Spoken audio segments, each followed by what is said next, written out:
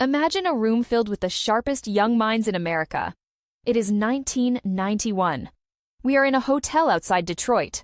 The air is thick with tension. It is the National Junior High Chess Championships. On one side, you have the defending champions, the Dalton School, an elite private school from New York City. These kids have private coaches. They have a curriculum that includes chess from kindergarten. They are the heavy favorites. But then, walking into the hall, heads turn. Enter the Raging Rooks. They are a team from a public middle school in Harlem. They do not have private tutors. Some of them only learned the game 2 years ago. One learned to play in a park with a drug dealer. They are underfunded, underestimated, and frankly, nobody expects them to survive the first round. I think I know where this is going. It is the classic underdog story, right? The mighty ducks of chess. It is, but the why is what matters. They did not just scrape by. They tied for first place. They went from novices to national champions in 2 years. And the question is, how? Was it raw, innate genius? Was it a miracle? No. It was a specific set of skills that had nothing to do with IQ and everything to do with character. Welcome to the show, Alex. Today, we are dismantling the myth of talent. Okay, that is a big claim. Dismantling the myth of talent? I mean, some people are just born with it, aren't they? You see prodigies all the time. We do, but we overvalue starting points. We look at where people begin and assume that dictates where they end. Today we are discussing Hidden Potential by Adam Grant, and his central thesis is that we make a massive error by focusing on innate ability. The true measure of potential is not the height of the peak you reach, but the distance you have traveled to get there. The distance traveled. I like that image.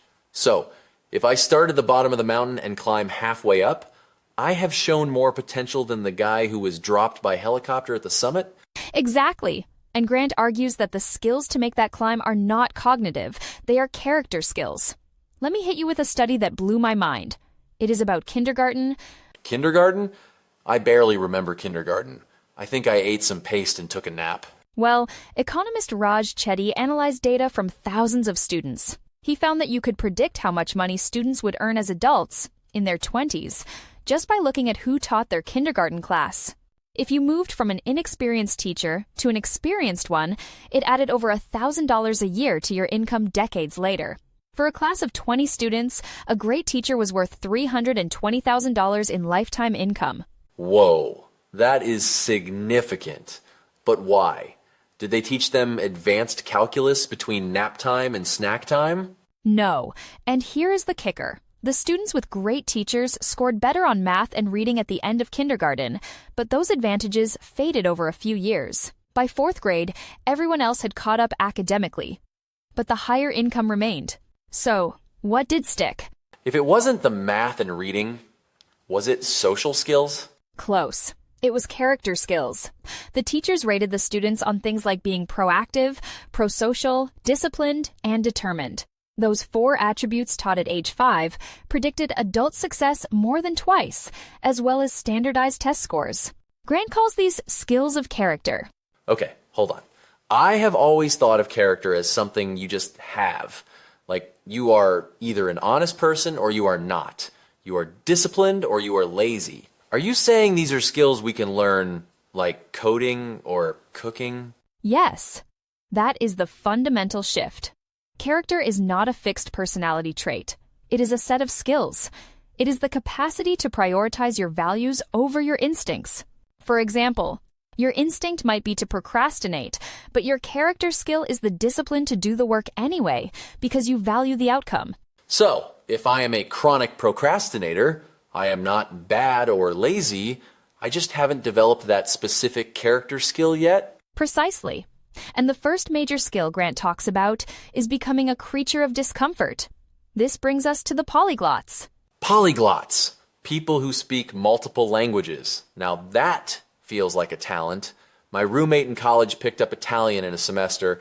I still can't order a pizza in Spanish without panicking. You are going to love Benny Lewis. He is a famous polyglot, speaks over 10 languages. But here's the thing. He failed German in school. He lived in Spain for 6 months and could not speak a word of Spanish. He was convinced he lacked the language gene. So what changed? Did he get a brain transplant? He changed his relationship with discomfort. See, most of us try to learn a language by studying textbooks until we feel ready to speak. We want to avoid looking stupid.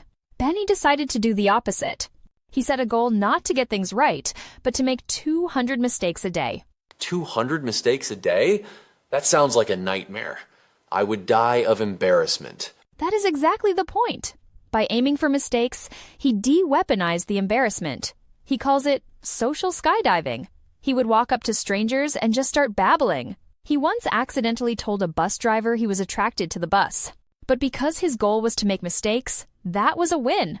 And by removing the fear, he unlocked the ability to learn.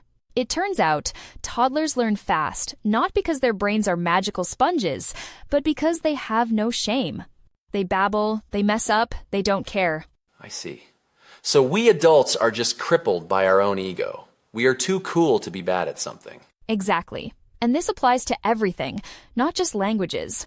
Grant talks about learning styles, the idea that I am a visual learner, or I am an auditory learner.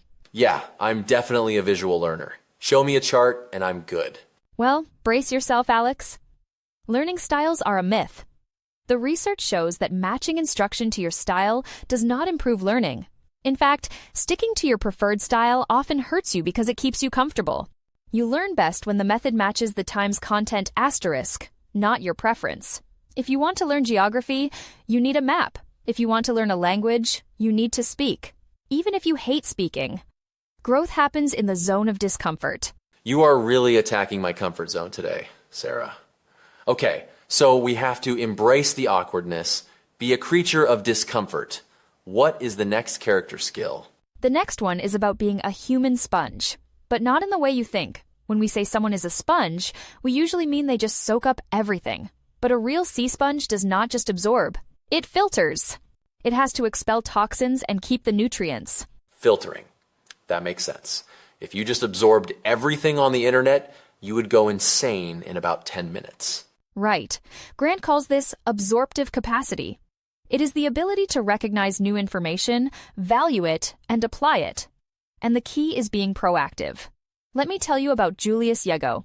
He is from a rural village in Kenya. No electricity, no roads. He wanted to be a javelin thrower. Kenya is famous for runners, not javelin throwers. Did he have a coach? He had 0 coaches. He had no equipment. But he had an internet cafe. He went to YouTube and watched videos of Olympic champions. He analyzed their technique frame by frame. He became his own coach. He absorbed the technique, filtered out what didn't work for his body type, and adapted it. He went on to win the World Championship and an Olympic silver medal. His coach was literally YouTube. That is incredible. It destroys the excuse of, I don't have access to the best teachers. It does, and it brings up a crucial point about feedback. We are often told to ask for feedback. How did I do? But Grant says that is the wrong question.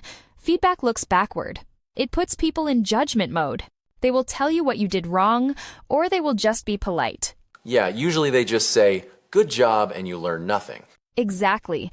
Instead, you should ask for time's advice asterisk. Ask, what is the one thing I can do better next time? This shifts them from critic to coach. It focuses on the future. Grant used this himself to become a TED speaker. He was terrified of public speaking. He was told he sounded like Darth Vader because of his breathing. But by asking for future-focused advice, he filtered out the noise and built the skill. Advice, not feedback. I am going to use that. Okay, Sarah, I want to challenge you on something. We are talking about getting better, improving skills, but isn't there a danger in trying to be perfect? I mean, perfectionism is a trap, right? Or do we want to be perfect? This is a huge topic in the book. We often think perfectionism is a virtue, especially in high-stakes fields. You want your surgeon to be a perfectionist. You want your pilot to be a perfectionist. Absolutely. I do not want a good enough pilot landing my plane in a storm. But here is the nuance. Grant argues for being an imperfectionist. Perfectionists often obsess over details that don't matter. They avoid difficult tasks where they might fail, and they beat themselves up when they make mistakes. This actually stunts growth. The most successful people practice something called wabi-sabi. Wabi-sabi. That is a Japanese concept, right? Finding beauty in imperfection. Yes. And Grant illustrates this with Tadao Ando, a legendary architect. He is self-taught, a former boxer. He designs these brutalist concrete buildings that are famous worldwide. But he deliberately accepts flaws. He built a house, the row house in Sumiyoshi, that has a courtyard in the middle with no roof. To get from the bedroom to the bathroom, you have to walk outside. If it is raining, you need an umbrella inside your own house. That sounds terrible. Why would anyone want that? Because he prioritized the connection to nature and light over convenience. He accepted the imperfection of getting wet to achieve the perfection of living with the sky. He knew which flaws to tolerate. Perfectionists try to fix every flaw. Imperfectionists know which flaws are acceptable in service of a greater vision. Grant even talks about his own diving career. Grant was a diver? Like springboard diving? He was. And he was obsessed with getting perfect tens. He would freeze on the board, trying to get his approach exactly right. His coach finally told him, "There is no such thing as a perfect dive. A 10 is not perfect. It is just excellent." Once he let go of perfection and just aimed for excellent, say, an 8 or a 9, he actually performed better. He stopped balking. He learned harder dives. He realized that obsessing over the splash was preventing him from getting the height he needed. So it is about knowing what matters. If you are a pilot, landing safely matters. Having a perfectly pressed uniform matters less. Right. It is about standards, not perfection. And speaking of standards, let's talk about how we sustain motivation when things get tough. Because eventually, we all hit a wall. This is where scaffolding comes in. Scaffolding.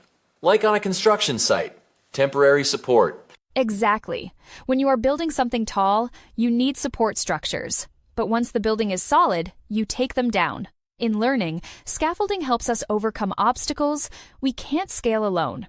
One of the best forms of scaffolding is deliberate play.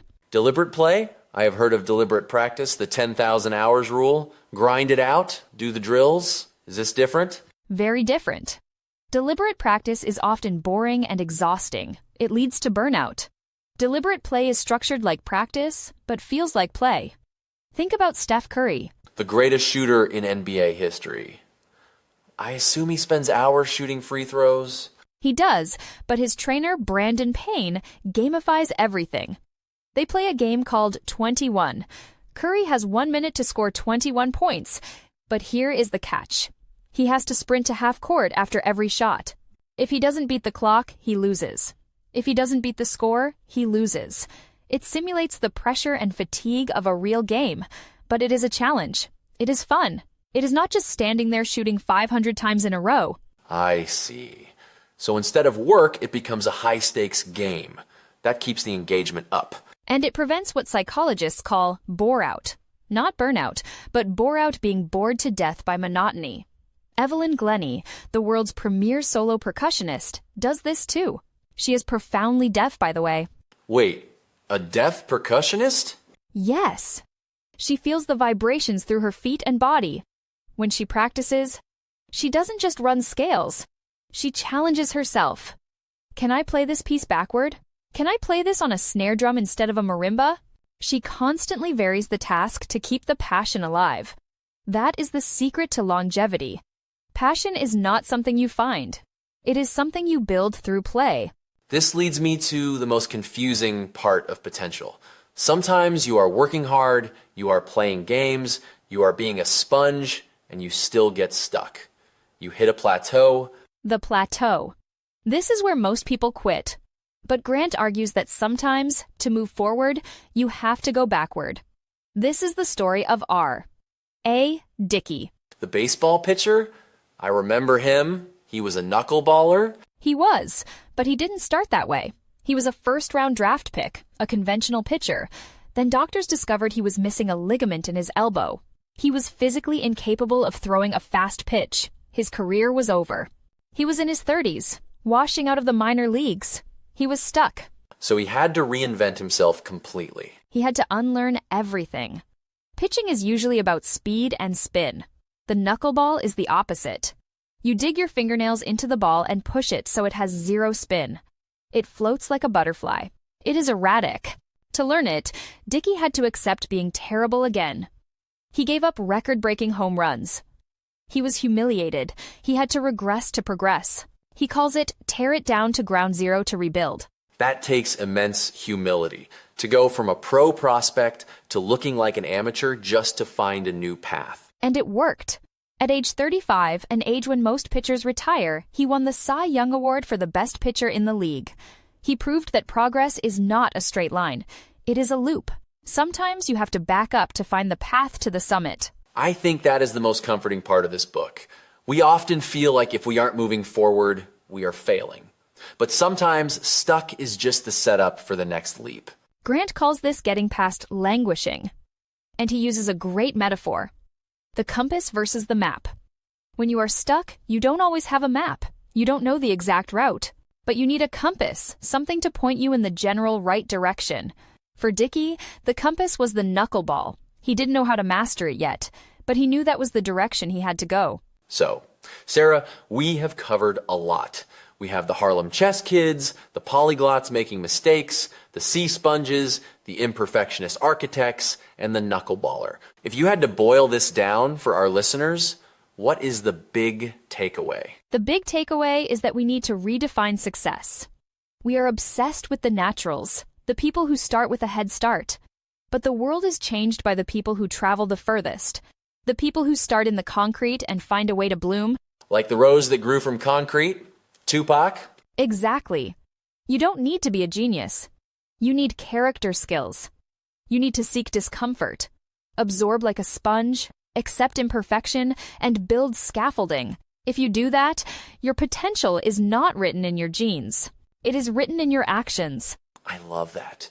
It makes me want to go learn Spanish, or at least go make some mistakes trying. Go for it. Make 200 of them. Thanks for listening, everyone. Remember, it's not about where you start. It's about how far you travel.